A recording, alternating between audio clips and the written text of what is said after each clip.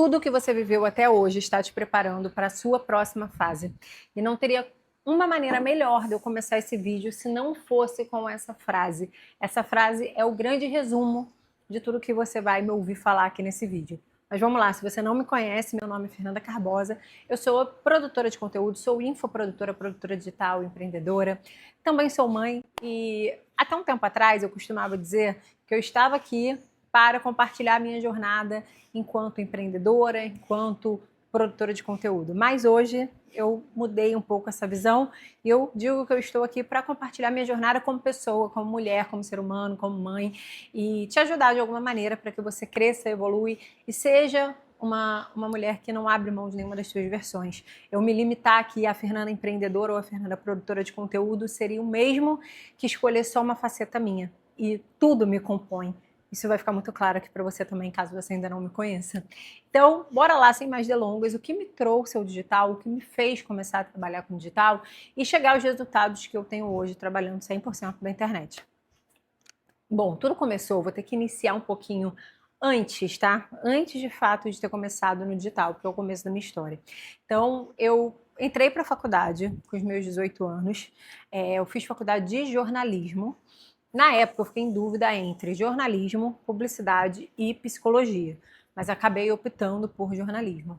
E fiz faculdade normal, eu tinha muito interesse em trabalhar na época com a parte de esporte, porque eu amo futebol, então tinha tudo a ver comigo, eu era muito envolvida já no meio, todo mundo falava, nossa, você tem que ser jornalista esportiva. Então eu entrei para jornalismo muito com esse viés, tá?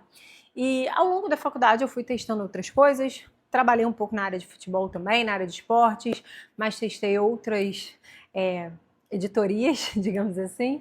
Então, trabalhei com outras áreas e acabei gostando do universo de comunicação, principalmente de uma comunicação mais interna, relações públicas, de maneira geral. Então, entendi ali que não necessariamente eu precisava trabalhar com jornalismo esportivo. Trabalhei em outras áreas, fiz estágios e eu fazia 2 estágios durante o dia e fazia faculdade na parte da noite. No meio disso tudo, já no final da minha faculdade, faltando 2 períodos para eu me formar, eu descobri que eu estava grávida. E aí foi um grande baque, a grande mudança da minha vida, porque eu tinha 21 anos, eu não era casada, eu já namorava muitos anos com a mesma pessoa, já tinha um relacionamento assim sólido, digamos, mas não éramos casados, éramos namorados. E como estagiária, como eu não tinha nenhuma CLT ali que me assegurasse em termos de lei, eu não tinha nenhuma garantia de que eu iria ter trabalho enquanto eu estava grávida e depois da gravidez. Além disso, também estava para me formar, então realmente era tudo muito incerto na minha vida. Eu conversei nos meus estágios e ambos me mantiveram, né, até o período que eu quisesse, que eu aguentasse da gravidez. Então a gente acordou muito bem isso e eu fiquei até 15 dias antes da minha filha nascer. Então eu trabalhei até 9 meses, o tempo inteiro. E também fui para a faculdade durante esse período. O final da minha faculdade eu comecei a fazer à distância, mas faltavam 2 matérias e meu TCC, que foi bem no período em que minha filha nasceu, nos primeiros meses de vida dela. Mas assim, consegui me formar, consegui ali garantir o meu emprego, meu dinheirinho, até o final da gestação. Isso me possibilitou, fui morar com meu marido, me possibilitou, de certa forma, fazer um enxoval da minha filha, por mais simples que fosse, começar a ter as coisinhas dela, deixar as coisas organizadas para o nascimento dela. Depois que ela nasceu, eu fiquei totalmente sem renda e o meu marido que trabalhava. Na época ele trabalhava no táxi, ele era taxista no Rio de Janeiro e essa era a nossa única fonte de renda. Detalhe, parênteses aqui. Eu fui morar com meu marido na casa do meu sogro, tá? A gente não tinha uma casa nossa, nada disso. Então a gente foi morar dentro de um quarto na casa do meu sogro, que recebeu a gente muito bem. Bom, então vamos continuar. Deixa eu beber uma água, porque a minha ideia é que esse vídeo nem tenha cortes, que ele siga direto. E aí passou um ano da minha filha e eu já estava agoniada, porque eu trabalhava desde 18 anos. Então sempre trabalhei, eu trabalhava em loja, eu ajudava minha mãe às vezes a vender, ela faz ainda, mas hoje ela nem faz para fora assim para vender, mas na época ela fazia muito crochê para vender, ela era professora também, mas ela estava de licença por conta de um câncer, então ela fazia crochê para vender, eu ajudava ela a vender os crochês, eu trabalhava em loja. Eu sempre estava dando meus corres, digamos assim, eu nunca estava parada.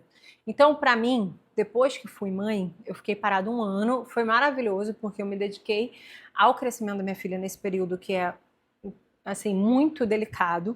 Eu pude fazer isso, assim, com limitações, não fiz isso porque eu escolhi, tá? Mas fiz isso com as minhas limitações. Foi importante, hoje eu entendo que isso foi importante, mas eu precisava fazer alguma coisa. Eu precisava trabalhar. Eu não conseguia me limitar apenas a ser mãe, tá? Eu fui criada por uma mãe que trabalhava fora.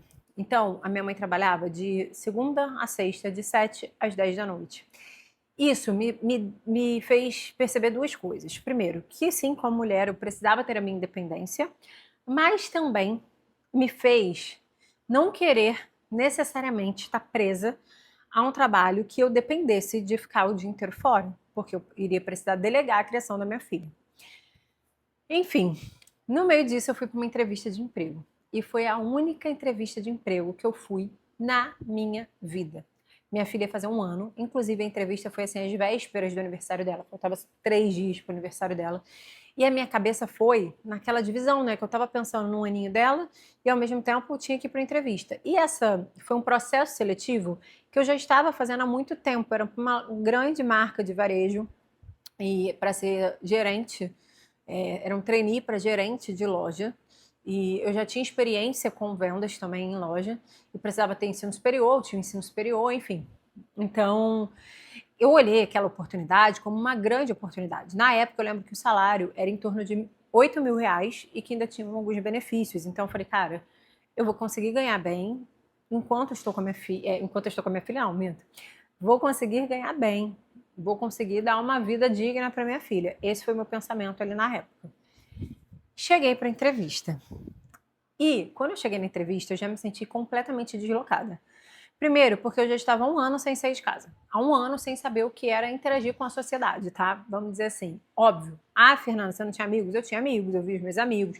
Mas 1 ano sem estar ali no mercado de trabalho, digamos assim, sem estar no meio, sabe? Sem estar vivendo isso, sem estar vivendo o dia a dia de negócio. E aí, quando eu cheguei, eu olhei assim os candidatos e falei, meu Deus, tipo, me senti o cocô do cavalo do bandido. Por quê? Roupa, presença. Eu fui de ônibus. Antes eu tive que fazer um rolê para deixar minha filha na casa da minha avó, para pegar ônibus, deixar uma madeira, deixar a comida pronta. E aí suei no meio do caminho. Cheguei lá já toda acabada. Enfim, as outras pessoas impecáveis, as meninas, assim, as mulheres que estavam lá estavam impecáveis, lindas. E eu não estava com a mesma imagem, o mesmo alinhamento. Mas tudo bem, eu sempre me garanti aqui, né? Vamos conversar, vamos ver. E mantive minha postura e fui para a entrevista. Só que quando chegou na entrevista, era uma entrevista coletiva, com todo mundo ao mesmo tempo, e todas as perguntas que eram direcionadas a mim eram direcionadas à maternidade. Essas perguntas não eram direcionadas aos outros candidatos, porque não tinha ninguém com filhos. Eu era a única pessoa ali que tinha filho. E todas as perguntas eram relacionadas à minha capacidade de ser mãe e poder trabalhar naquela empresa. Então eram perguntas do tipo: se a sua filha ficar doente, literalmente assim, se a sua filha ficar doente, você vai faltar ao trabalho?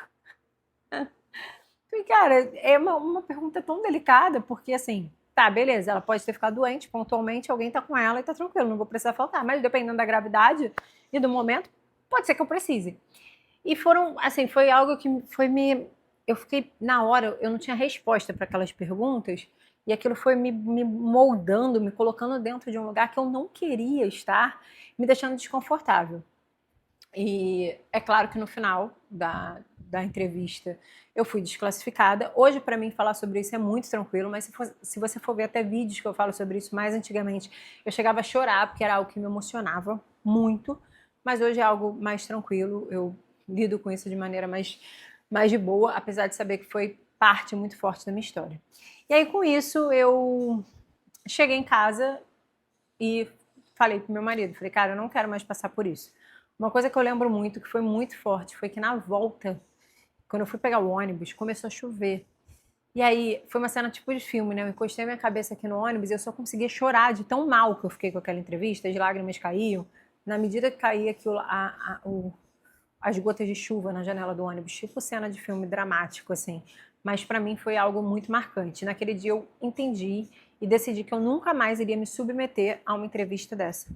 E que para eu conseguir ter dinheiro e criar minha filha e ser essa mulher independente que eu queria, se eu fosse pelos meios tradicionais, que é você arrumar um emprego, eu iria precisar abrir mão do que eu queria, que era ver o crescimento da minha filha. E depois de um ano ali do lado dela, eu não queria mais abrir mão disso. Eu entendi que não faria sentido para mim abrir mão disso. Então eu falei pro meu marido, cara, eu preciso arrumar uma forma de ganhar dinheiro em casa. E comecei a buscar maneiras de empreender. Eu já tive um lado um pouco empreendedor. Inclusive, na época ali de um ano da minha filha, eu fiquei fazendo algumas coisas digitais. Eu fui meio que pro digital. Na época, eu conheci o Canva. E aí, justamente para fazer convite de aniversário, coisa da decoração do aniversário. E aí, eu falei, caraca, eu podia vender isso aqui, né, para as pessoas. Eu já tinha um lado de entender isso. Eu lembro que eu fui visitar uma moça que trabalhava com decoração de festas na casa dela. E aí você entrava na casa dela, ela mostrava tudo que ela tinha da decoração, você ia pegando os itens e montava a mesa do seu jeito. E aí eu saí de lá falando para minha sogra, e se a gente fizesse isso? Na sua casa tem espaço, a gente pode criar e pode fazer. Então eu sempre tentei buscar maneiras de fazer, entendeu? De fazer acontecer. E aí, nisso, eu comecei a pensar, cara, o que eu posso fazer? Até que passaram-se alguns meses, eu tive uma briga com meu marido. Uma briga bem idiota, assim, mas na época também mexeu bastante. Hoje eu entendo que nós dois éramos muito imaturos e aí isso levou a essa briga. E aquilo mexeu comigo de uma maneira tão grande que simplesmente eu peguei o carrinho. Eu saí da casa do meu sogro na época, fui para casa da minha avó, tinha uma festa da minha família. E aí chegou nessa festa, eu falei para minha prima, que era médica, o seguinte: posso cuidar das suas redes sociais? Você tem alguém que faça isso? Ou já pensou em fazer isso? Só que pensa aqui comigo.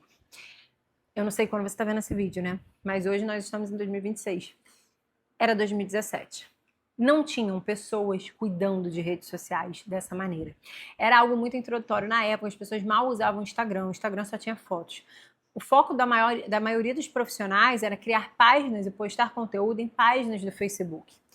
E aí eu cheguei e propus isso para minha prima. Eu falei, deixa eu cuidar da sua página e vou fazer isso de graça, mas como uma maneira de eu entender como faz isso. E aí, beleza, a gente combinou tudo, ela me passou todos os acessos da página dela, eu e meu marido nos acertamos, e aí comecei a trabalhar com minha prima.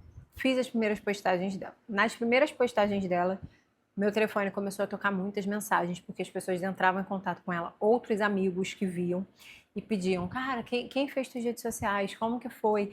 Me passa o contato. Ela falava, minha prima. Aí nisso eu comecei, uma pessoa indicando a outra.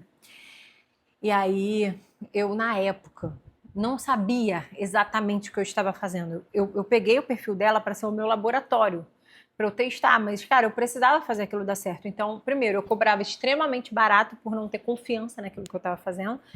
Segundo, eu fazia até o que eu não sabia. Então, eu lembro que uma vez eu vim numa entrevista, até hoje, com uma médica que se tornou uma amiga, assim, uma pessoa que eu tenho um carinho enorme, que me ajudou em diversas situações da vida também. E eu fui numa entrevista com ela. Entrevista não, né? Uma reunião, a gente conversar sobre o projeto, o que faria para ela. E ela falou assim, você faz site? Aí eu falei, faço. Nunca tinha feito um site. Eu falei, faço. Como eu vou fazer? Não faço a mínima dela. Quanto é? R$250. Eu cobrei R$250 para fazer uma página para ela, um site institucional simples, ali mais com contatos e com o que ela oferecia de serviços. Mas na época eu sabia que tinha um Wix que fazia site. E aí eu falei, não, vou fazer o site para ela. Peguei o trabalho para fazer, eu nunca tinha feito um site. Esse era o valor só para pagar o domínio, a hospedagem e o Wix, né? O plano do Wix. E eu basicamente paguei para trabalhar, porque não era o valor que eu tinha cobrado para ela. Eu tive que tirar do meu também para finalizar o site dela. Mas entreguei o trabalho, aprendi como fazia. E eu costumo dizer que, assim, muitas vezes a gente acha que precisa estar pronto para alguma coisa, mas na verdade a gente não precisa. Não existe um momento perfeito que você vai estar pronta para fazer. Você precisa muito mais botar o pé na frente, acreditar que Deus vai dar o chão e se jogar, sabe? Falar assim, cara, eu dou conta, eu não sei como, mas eu vou fazer isso dar certo. Eu sou um pouco louca nesse ponto de falar, cara, eu não sei como isso vai acontecer, mas isso vai acontecer. E aí os clientes foram chegando, eu trabalhei por 1 ano e meio, mais ou menos, sozinha, até que a gente conseguiu sair da casa do meu sogro, porque juntando a renda do meu marido com o que eu já tinha de renda, a gente conseguia sair. A gente foi para um apartamento muito próximo à casa dele, mas morávamos só nós três, eu, meu marido e minha filha. E aí eu fui também ali, continuei com os meus clientes e tudo mais. E aí alguns clientes foram me pedindo também o serviço de tráfego pago. Eu comecei a estudar um pouco para entender como eu poderia entregar esse serviço. Nisso, meu marido começou a ter interesse no tráfego pago, começou a estudar também e me ajudar com essa parte do serviço. E aí nisso, a gente, no meio de estudos, entendendo o que é isso, o que é aquilo, conhecemos o mercado de produtos digitais. Na época, o mercado de lançamentos digitais.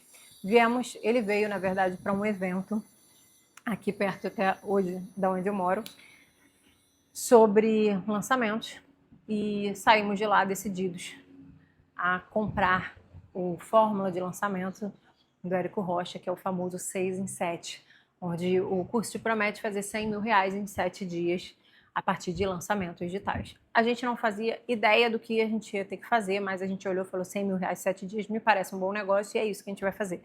E a gente começou a assistir as aulas, a gente sempre assistia à noite, e aí tentamos fazer nosso primeiro lançamento ao nosso modo, sem audiência, um negócio esquisitíssimo, e não vendemos. A gente não seguiu exatamente o que tinha lá na fórmula em si. Não vendemos no primeiro lançamento, não vendemos no segundo lançamento, mas continuamos buscando. Cara, quando eu falo isso também, quando eu entendi que o digital existia e que tinham pessoas que viviam disso, eu falei: não existe a possibilidade de eu fazer alguma coisa diferente, eu preciso fazer isso dar certo. E ali, a gente começou a buscar outras maneiras, tá? E no meio de buscar outras maneiras, a gente viu que ao invés de vender por lançamento, a gente podia vender algo que fosse vendido todos os dias. Tá, beleza, mas não tínhamos ali uma bagagem, né? Então, o que vamos vender? E foi nesse ponto que a gente criou um modelo onde produtizamos o nosso serviço. Então, basicamente, eu produtizei o serviço de social media. Eu vendia em forma de produto e entregava o trabalho ali, o serviço, que eram os posts prontos. E isso cresceu muito, fez com que a gente tivesse bastante clientes. Isso já foi em 2019 que a gente começou com esse modelo de vender o serviço de social media em formato de produto. Então, assim, foi algo muito rápido. A gente criou o que seria a nossa oferta, a gente vendeu em alguns dias, depois deu uma parada, a gente não conseguiu mais vender aquilo. Passou um tempo e a gente mexeu algumas coisas, falou: cara, se fizesse isso, se mudasse aquilo, e se investisse um pouquinho mais. E aí, com isso, a gente começou a vender. Eu lembro que em um dia a gente vendeu 3 unidades, eram 3 assinaturas, porque era um serviço por assinatura. Então a pessoa pagava hoje, mas mês que vem era uma recorrência, no outro mês era uma recorrência, sempre batia novamente aquele cliente como assinante. Então a gente em um dia fez 3 e falei: não, é isso, vamos focar nisso. E aí, com o tempo, a gente precisou ter equipe, montar um escritório e tudo voltado para esse produto, que era a entrega do serviço de social media. Só que ali eu já comecei a pensar o seguinte: para eu vender mais isso aqui, para eu conseguir aumentar, né, escalar, ter mais grana a partir disso, eu vou ter muito mais trabalho, porque vão ser mais pessoas, mais funcionários, mais gerenciamento disso, mais clientes para lidar. Então eu tenho mais trabalho para isso. E aí eu falei: cara, não, eu preciso fazer outra coisa, eu preciso vender algo que de fato seja escalável. No meio disso veio a pandemia. E aí o escritório, eu ia falar o consultório, porque na época eu lidava com tantos médicos. E aí o escritório que eu tinha criado precisou ser fechado, as pessoas não podiam ir mais fisicamente, mas ele era do lado da minha casa. Então o que eu fazia? Eu comecei a ir para o escritório e comecei a gravar um treinamento na época com o que eu tinha aprendido, que era usar o Canva, dominar o Canva. Então eu criei um treinamento Canva. E aí eu criei as aulas e começamos a vender esse treinamento. Com isso, já tinha resultados ali na agência, comecei a ter resultados também da venda do treinamento. A gente se mudou para o bairro que a gente mora hoje, que é um bairro muito melhor do que o que eu morava. O bairro que eu morava era no subúrbio do Rio de Janeiro, então era uma área mais perigosa. O bairro que eu moro hoje é mais tranquilo, é na zona oeste do Rio de Janeiro, bem próximo à praia, então é um bairro muito residencial, muito calmo, muito tranquilo. A gente adora morar aqui. E nossa vida já começou a mudar ali. E aí eu comecei a entender que a escala estava, de fato, na venda de um produto digital. Um produto que me possibilitasse vender para qualquer pessoa, a qualquer hora, em qualquer lugar do mundo, sem que necessariamente eu precisasse entregar com 1 hora de serviço. E o digital mudou minha vida aí. E aí, dali, Entendemos o primeiro produto, fizemos outros produtos de outros nichos. Então, eu já tive produtos do nicho de maternidade, por exemplo, produtos que eu nem apareci na internet, e outros produtos também relacionados à minha imagem. A minha imagem começou a ser vinculada muito ao produto de Canva, e depois do treinamento eu criei um pack de Canva, e eu não gosto de dizer que eu tenho um vídeo aqui que eu falo isso, eu não gosto desse negócio de, eu fui a primeira pessoa que fiz isso. Mas na época que eu fiz, da maneira que eu fiz, não tinham muitas pessoas fazendo. Tinham outras pessoas vendendo também packs, mas da maneira que eu entregava aquilo e que eu pensei a oferta do meu produto era diferente. E com esse produto eu comecei a vender também diariamente, vender em muito volume, vender em escala. Outros produtos digitais que foram sendo criados, porque quando você entende como fazer para vender um produto, fica muito mais fácil você replicar essa estrutura em outros produtos. Então, vendemos outros produtos digitais. E eu sentia que eu precisava dar um próximo passo. Demorou muito tempo para eu tomar essa decisão, tanto que eu comecei a vender meu primeiro produto digital em 2019, e eu só fui tomar essa decisão em 2026, de fato, ensinar outras pessoas a fazer os seus produtos digitais e vender os seus produtos. Ai, menti aqui. Eu só tomei essa decisão, na verdade, em 2025. A gente está em 2026. Mas foi em 2025 que eu tomei a decisão de ensinar aquilo que eu fazia. Então, de ensinar outras pessoas como criar um produto digital que venda todos os dias. Por quê? Porque tive a questão de tentar vender igual todo mundo estava vendendo a partir de um lançamento, e isso não deu certo para mim, porque eu ainda não tinha audiência. Eu comecei a construir uma audiência a partir do momento que eu comecei a vender produtos digitais todos os dias aqui na internet. Então, eu peguei um know-how também da venda diária, de vender todos os dias. Hoje eu também faço lançamentos, mas isso só aconteceu porque primeiro eu comecei a vender um produto digital com um ticket mais baixo todos os dias. No meio disso também, eu pensei, poxa, se eu estou vendendo tão bem para as pessoas aqui no Brasil, por que não tentar vender fora do Brasil? E mais, né? Na época eu já fazia algumas vendas para brasileiros que moravam fora. E aí isso me deu esse start. Falei, cara, eu posso criar. Se as pessoas, os brasileiros que moram fora estão comprando, as pessoas que moram fora e falam outras línguas também podem querer comprar os meus produtos. E aí eu comecei a traduzir os meus produtos e vender mundialmente, vender num nível de escala global para o mundo inteiro. Hoje eu já vendi para mais de 110 países, mais de 114 países, é o último dado que eu tive. Então, assim, eu ganhei esse know-how. Mas isso tudo, se você for perceber desde o início desse vídeo, onde eu conto toda a minha história, cada passo que eu tive, a ousadia de dar, me levou para um novo lugar que eu ainda não conhecia. Eu não sei qual é o fim da minha história, eu não sei aonde eu vou chegar, mas uma coisa eu sei, eu preciso estar sempre em movimento. Isso eu mantenho como um mantra na minha vida. Então, por isso que, assim, hoje, eu gosto de vir aqui compartilhar minha jornada, porque quando eu olho para trás, eu falo, nossa, eu poderia ter compartilhado tudo desde que começou. Quantas coisas diferentes já não poderiam ter acontecido? Inclusive, eu sempre tive esse desejo, essa vontade de criar conteúdo, de contar, de falar o que eu penso. E muitas vezes eu não me permiti fazer isso. E aí hoje eu olho para trás e falo, nossa, se eu tivesse feito, eu deveria ter documentado essa época, eu deveria ter documentado o que aconteceu ali. E hoje, quando eu olho para trás, eu sinto a vontade de ter feito isso antes, e eu não posso voltar, né? Mas eu posso construir a partir de hoje. Então eu gosto de deixar, de contar e de documentar tudo também, porque eu sei que cada passo que a gente dá, cada movimento, ainda que a gente não tenha certeza de para onde ele está nos levando, ele está nos levando para algum lugar. E tudo que você decide fazer na sua vida, com coragem, mesmo que você ainda não se sinta pronta, mesmo que não seja o momento certo, mesmo que você ainda não tenha certeza, está te levando para algum lugar. É algo que você precisa viver, é algo que você precisa se jogar, porque está te moldando para a pessoa que você vai se tornar, para algo que você vai fazer no seu futuro. Então pode ser que hoje você olhe para você e fale, cara, eu queria vender produtos digitais também, mas eu não tenho nenhum conhecimento, eu não tenho nenhuma habilidade, eu não tenho nenhuma formação. Eu nunca vendi nada relacionado diretamente à minha formação. Conhecimento e habilidade são coisas treináveis e com certeza existe alguma coisa que você sabe que pode ajudar outra pessoa. Isso pode virar um produto digital. Essa pode ser uma maneira de você entrar na internet. Então, assim, de você vender todos os dias, de você encontrar também a tua liberdade, sabe? De você encontrar a tua liberdade não só financeira, mas liberdade de tempo, liberdade geográfica, que foi isso que o digital me proporcionou. Hoje eu tô grávida de novo, estou com 7 meses e eu me sinto muito mais tranquila por saber que eu tenho esse meio, que eu tenho esse caminho. É totalmente diferente da época em que eu engravidei da minha filha, eu não sabia o que eu ia fazer. Hoje, tendo, é claro, meus negócios no digital, as minhas empresas, que são todas nativas digitais, tudo voltado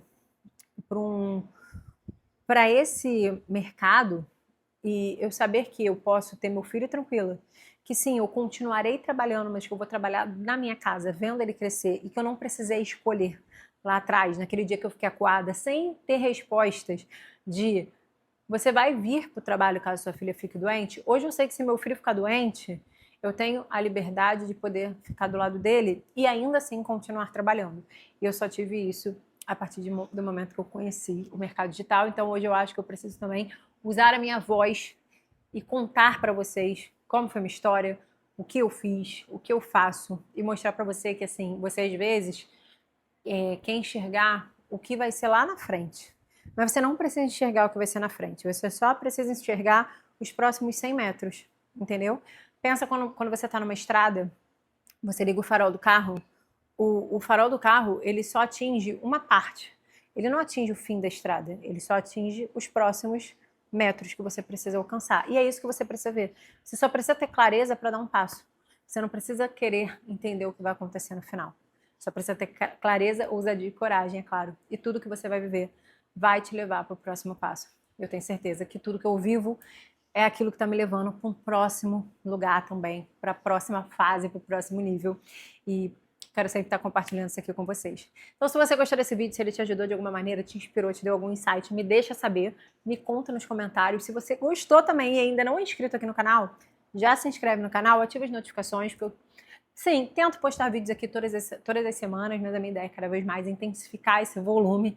Então, ativa as notificações, porque sempre que tiver um vídeo novo, você vai ficar sabendo. E é isso.